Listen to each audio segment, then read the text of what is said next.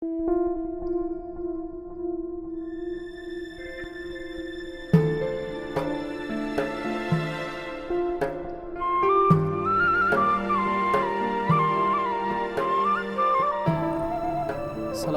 warahmatullahi wabarakatuh. Alhamdulillah wassalatu wassalamu ala rasulillah habibina wa syafi'ina wa qurrati a'yunina wa maulana Muhammad sallallahu alaihi wasallam wa ala alihi wa ashabihi wa tabi'ina lahum bi ihsanin ila yaumiddin, amma ba'd.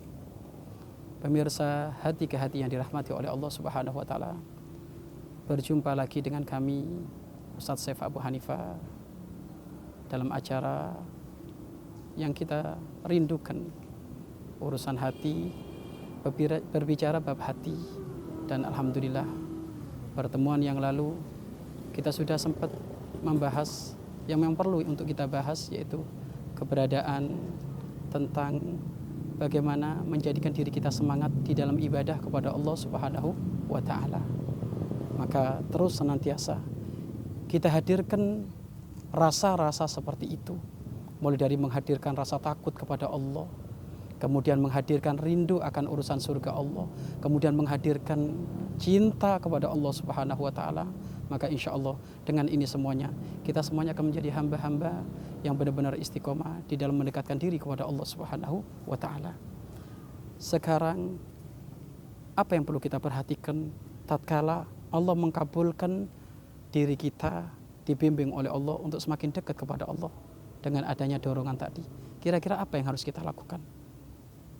Karena kapan orang tidak segera mengambil dan melaksanakan apa yang menjadi isi hatinya dalam urusan kesemangatan tadi, maka ketahuilah semangatnya akan hilang. Dorongan tersebut akan hilang. Tatkala orang oleh Allah Subhanahu wa taala diberi semangat untuk membaca Al-Qur'an, akan tapi dia tidak segera menyambut, maka semangat itu akan hilang. Semangat tersebut akan hilang. Maka kira-kira hal apa yang perlu kita laksanakan tatkala semangat tersebut sudah muncul di dalam diri kita? Tentu hal ini harus kembali kepada para ulama. Hal ini harus kembali kepada para ulama. Para ulama telah memberikan solusi. Para ulama telah memberikan obat. Para ulama telah memberikan cara tatkala bais ini, dorongan ini muncul pada diri kita. Kira-kira apa yang harus kita lakukan? Tidak ada yang perlu kita lakukan kecuali 3 hal. Ulama menyebutkan 3 hal. Yang pertama adalah kuatkan dorongan tersebut. Kuatkan dorongan tersebut. Dan yang kedua, jaga dorongan tersebut. Dan yang ketiga adalah segera sambut dorongan tersebut. Insya Allah dengan ini kita akan senantiasa istiqomah beribadah kepada Allah Subhanahu wa ta'ala. Pemirsa, jangan kemana-mana. Sebentar lagi kembali dengan kami, tetap di program Hati ke Hati bersama Ustaz Saif Abu Hanifah.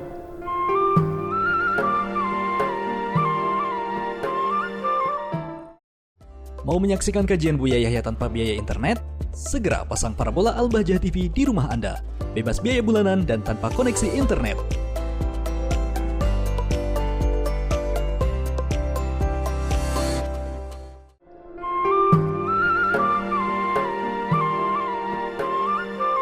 Pemirsa hati ke hati yang dirahmati oleh Allah Subhanahu wa taala. Ulama berkata untuk menjaga semangat dari Allah Subhanahu wa taala dengan 3 hal. 1, semangat ini hendaknya senantiasa kita jaga agar supaya tidak hilang. Dan yang kedua, semangat ini senantiasa kita kuatkan. Dan yang ketiga, kita sambut semangat ini untuk segera melaksanakan. Yang pertama adalah bagaimana cara menjaga semangat ini. Karena kapan semangat ini tidak kita jaga, maka akan hilang. Dan hampir ini sering kita ketemukan. Sesaat ada orang itu sujud kepada Allah, sesaat dia lupa. Sesaat ada orang saat itu membaca Al-Quran, sesaat lupa. Kenapa kok seperti itu? Karena dia belum menjaga semangat yang diberikan oleh Allah kepada dirinya. Lalu bagaimana cara menjaga semangat ini?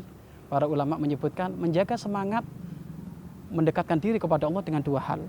1, berpaling dari orang-orang yang bermaksiat kepada Allah Subhanahu wa taala. Tidak ada perlunya kita berkumpul-kumpul dengan mereka. Ulama menyebutkan bahwasanya kapan orang berkumpul dengan orang jualan minyak wangi akan ikut wangi. Kapan orang berkumpul dengan orang jualan terasi atau ikan asin, maka ia pun akan bau ikan asin. Maka kembalilah semuanya untuk menjaga rasa semangat ini, untuk mendekatkan diri kepada Allah Subhanahu wa taala dengan berpaling daripada orang-orang yang tidak baik. Tidak ada perlunya kita berkumpul-kumpul dengan orang yang tidak baik.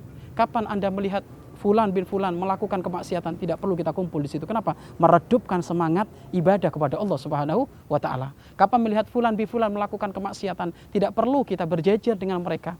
Tidak perlu kita satu organisasi dengan mereka. Kenapa? Itu semuanya akan mempengaruhi kedekatan kita kepada Allah Subhanahu wa taala. Contoh, dulu tatkala kita istiqomah di dalam mendekatkan diri kepada Allah, istiqomah di dalam mendekatkan diri kepada Allah, tatkala melihat ada orang mabuk, kita merasa, ya Allah, ini dosa besar, ini nggak boleh, dia akan menghindar. Akan tapi kalau dia sudah setiap hari dia berkumpul dengan mereka, maka melihat kemabukan pun tidak lagi seperti awal. Artinya apa? Dia mungkin akan mengatakan ini biasa, ini biasa. Nah, ini dari sinilah ini menunjukkan bahwasanya rasa semangat yang diberikan oleh Allah tadi dalam urusan ibadah lama-lama akan menurun, bahkan lama-lama akan hilang kalau kita tidak menghindar dari orang-orang yang berbuat kejelekan, orang-orang yang berbuat kemaksiatan.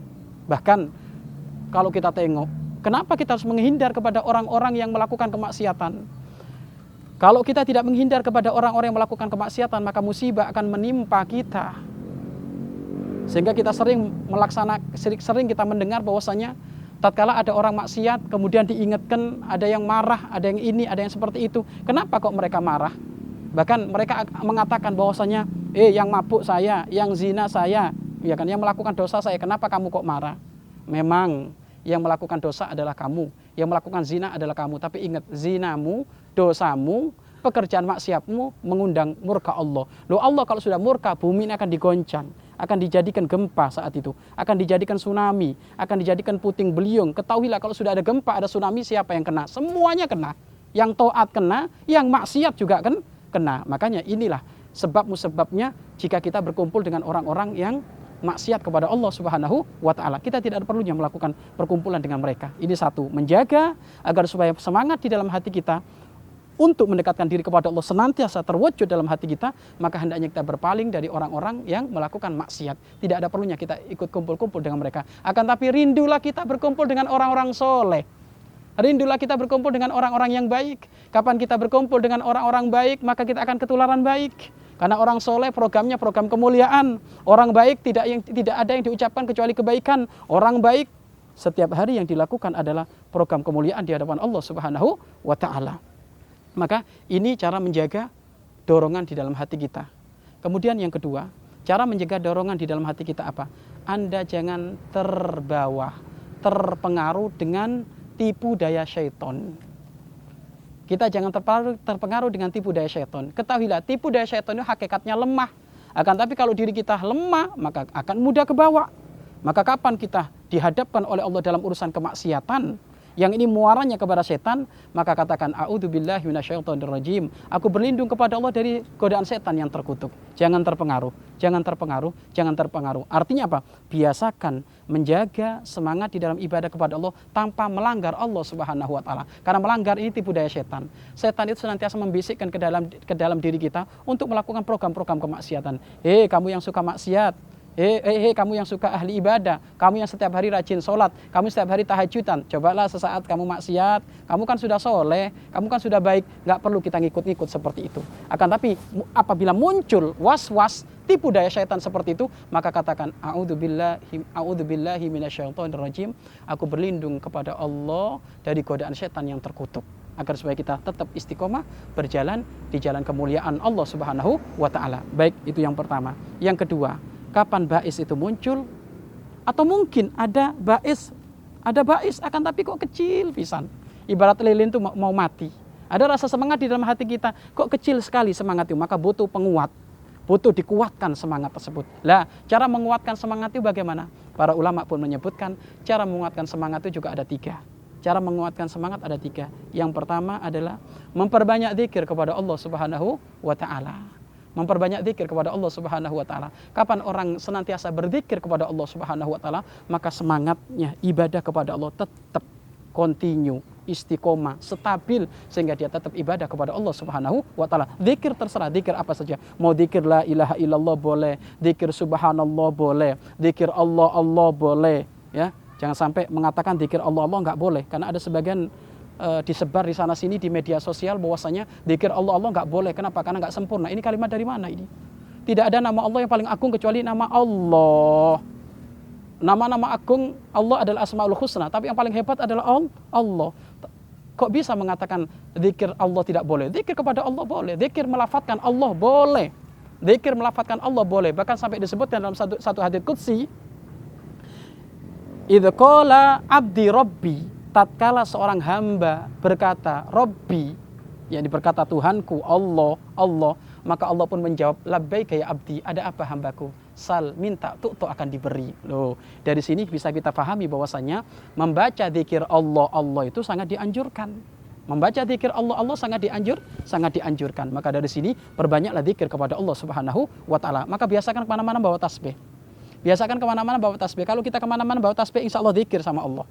Zikir, rindu membaca sholawat. Akan tapi kalau kemana-mana bawa HP, Masya Allah, programnya ngupload terus. Programnya ini, programnya itu. Tapi jadikan diri Anda kemana-mana membawa tasbih. Dan ingat, membawa tasbih ini sangat dianjurkan. Dr. Said Ramadan Al-Buti beliau pernah mengatakan, hukum membawa tasbih bagaimana? Hukum membawa tasbih seperti apa? Hukum yang dianjurkan untuk berzikir. Kalau kita berzikir Allah sangat dianjurkan. Berzikir sholawat sangat dianjurkan. Berarti membawa tasbih sama seperti membaca sholawat. Artinya apa? Dengan adanya tasbih ini kita bisa membaca sholawat kepada Nabi Muhammad. Dengan adanya tasbih ini kita bisa berzikir kepada Allah. Maka membawa tasbih ini hukumnya adalah sunnah. Kenapa? Karena mengajarkan kita untuk semakin zikir kepada Allah, semakin memperbanyak sholawat kepada Nabi Muhammad SAW. Tak upahnya seperti hanya kita rindu bangun malam. Bangun malam hukumnya sunnah. Akan tapi kalau ada orang tatkala dia ingin bangun malam, kemudian dia membawa satu alarm, ya kan, atau jam alarm, ketahuilah maka jam alarm tersebut seperti hukumnya bangun malam tersebut. Jika dengan alarm tersebut dia bisa bangun malam, maka hukum alarm tersebut maka seperti hanya hukum sholat malam tersebut. Maka inilah, jadi kuatkan semangat di dalam hati kita dengan memperbanyak zikir kepada Allah Subhanahu wa taala. Jangan memperbanyak nganggur. Setiap hari Anda lagi nyuci baju, perbanyak zikir. Anda lagi masak, perbanyak zikir. Anda lagi di kantor, memperbanyak zikir. Anda lagi nyetir mobil, ya, lagi pakai mobil, maka memperbanyaklah saat itu zikir. Insya Allah dengan zikir, semangat di dalam hati kita akan menggelora di dalam mendekatkan diri kepada Allah Subhanahu wa taala. Pemirsa hati ke hati yang dirahmati oleh Allah, jangan kemana-mana. Sebentar lagi bertemu dengan kami lagi.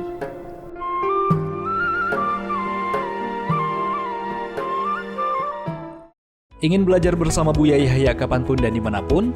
Dapatkan segera flashdisk MP3 Buya Yahya. Berisikan berbagai materi kajian lengkap bersama Buya Yahya.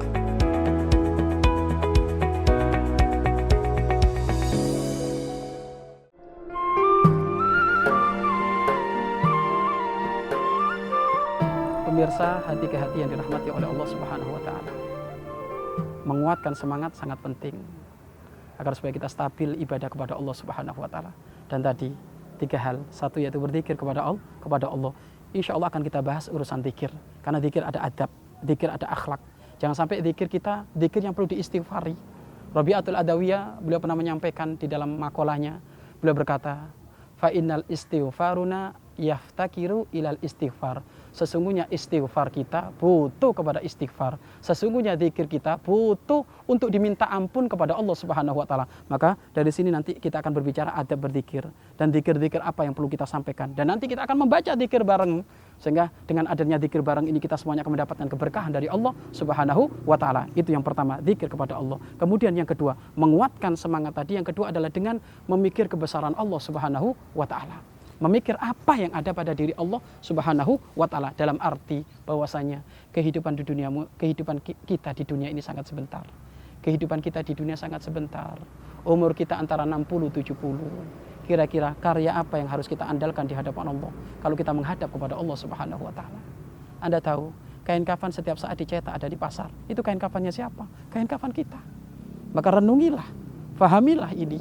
apa yang kita renungi di hadapan Allah Subhanahu wa taala. Kita akan nyampe kepada Allah, kita akan menghadap kepada Allah Subhanahu wa taala. Yang muda, yang tua, yang pekerja, yang nganggur, yang pejabat, ataukah yang ustadz, yang kiai, siapapun akan menghadap kepada Allah Subhanahu wa taala. Persiapkan mulai dari sekarang. Semangatlah ibadah kepada Allah Subhanahu wa taala. Rindulah kepada Allah, rindulah kepada akhirat, agar supaya kita tatkala nanti menghadap kepada Allah dalam keadaan iman, menghadap kepada Allah dalam keadaan husnul khotimah. Nah, ini yang kedua, yaitu senantiasa kita memikir apa yang ada pada Allah Subhanahu wa taala dalam urusan kematian yang memang perlu kita siapkan agar supaya kita mati dalam keadaan baik. Dan yang ketiga, untuk menguatkan semangat ada dalam hati kita, yang ketiga adalah duduk dengan orang-orang soleh, kumpul dengan orang-orang soleh. Maka benar apa yang disampaikan oleh para ulama, obat hati itu ada banyak, di antaranya kumpul dengan orang soleh. Maka rindulah, wahai para pemirsa, hati ke hati, rindulah setiap saat program Anda duduk dengan orang-orang soleh. Duduk dengan orang-orang soleh.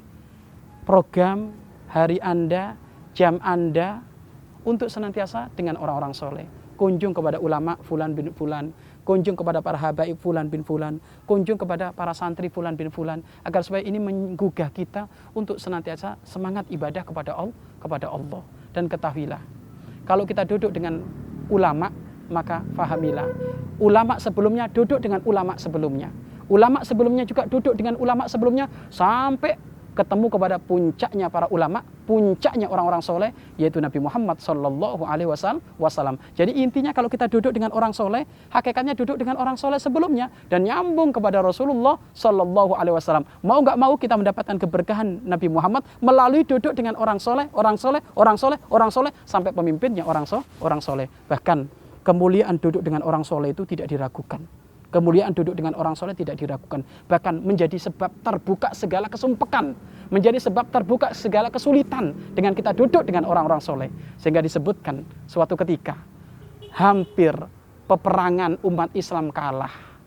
Karena besarnya bala tentara dari musuh-musuh Allah Subhanahu wa taala, hampir umat Islam menemukan kekalahan. Akan tetapi ada di antara mereka berkata, siapa di antara kamu yang pernah duduk dengan Nabi Muhammad?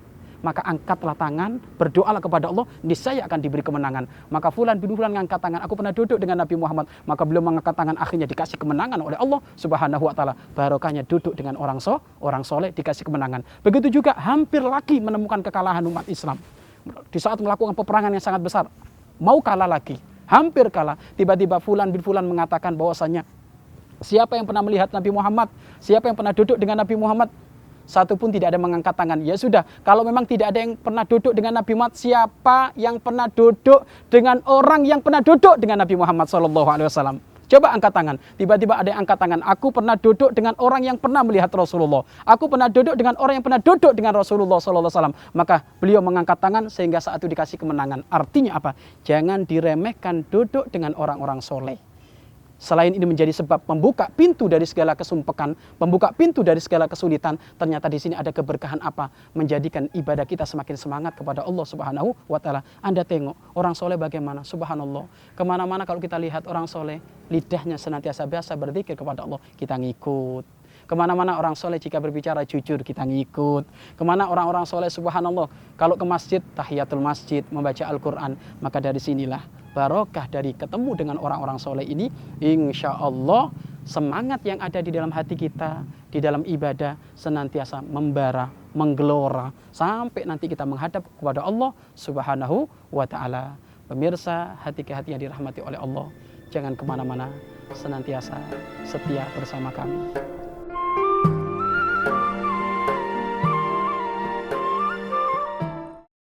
Ingin mendapatkan kumpulan lengkap seputar Tanya Jawab bersama Buya Yahya? Dapatkan segera buku Buya Yahya Menjawab, berisikan kumpulan tanya jawab seputar problematika umat yang dikemas secara jelas, lugas, dan ringkas.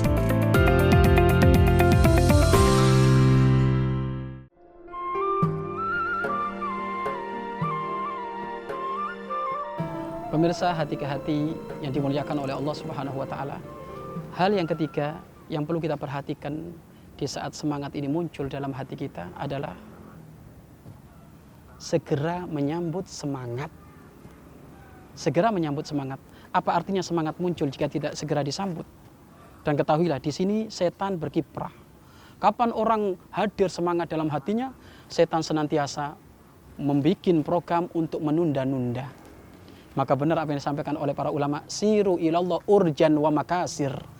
Berjalanlah menuju Allah dalam keadaan kamu tidak sempurna, compang-camping, dalam keadaan terseok-seok, nggak apa-apa.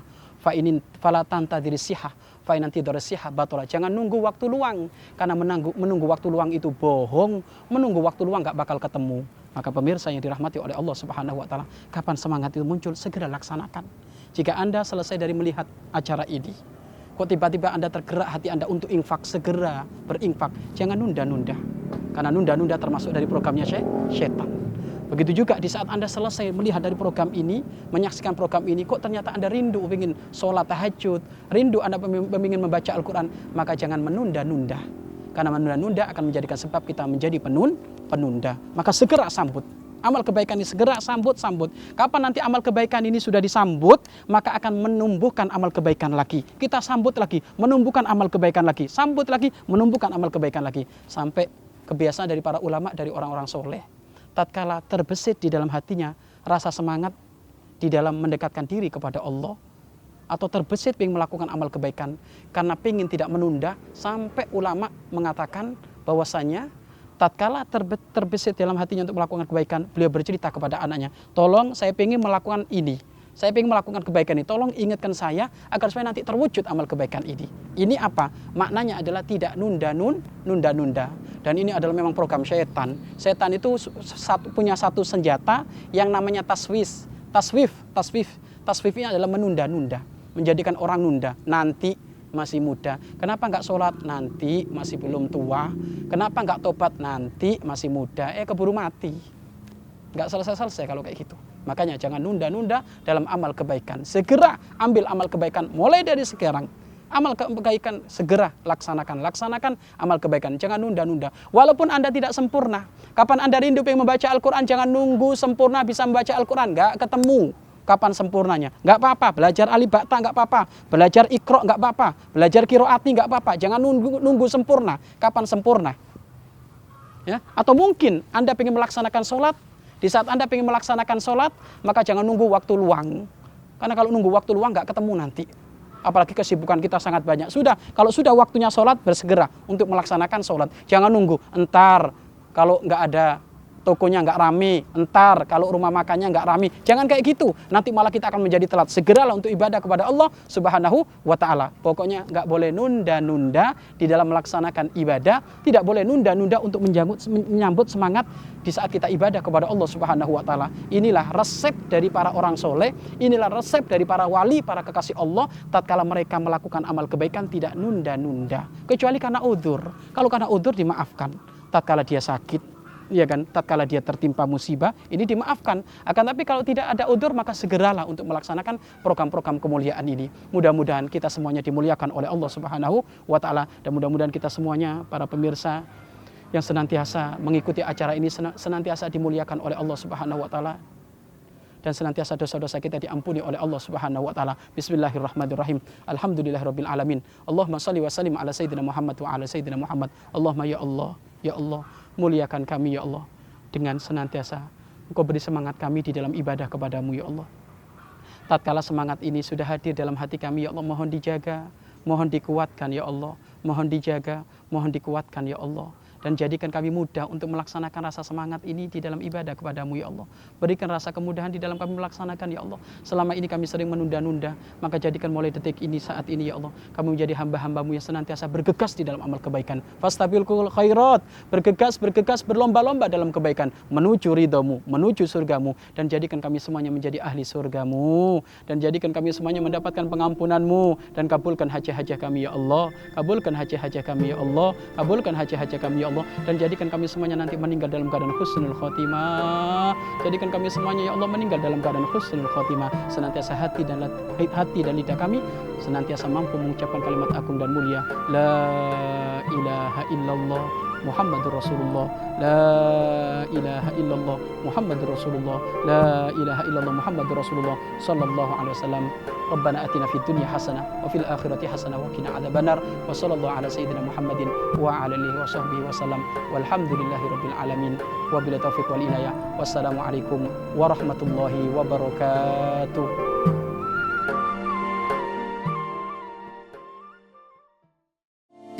menambah ilmu dan wawasan Islam meskipun di rumah aja. Yuk like dan follow fanpage terbaru Buya Yahya Official. Sebar seluas-luasnya agar semakin banyak yang mendapatkan manfaatnya.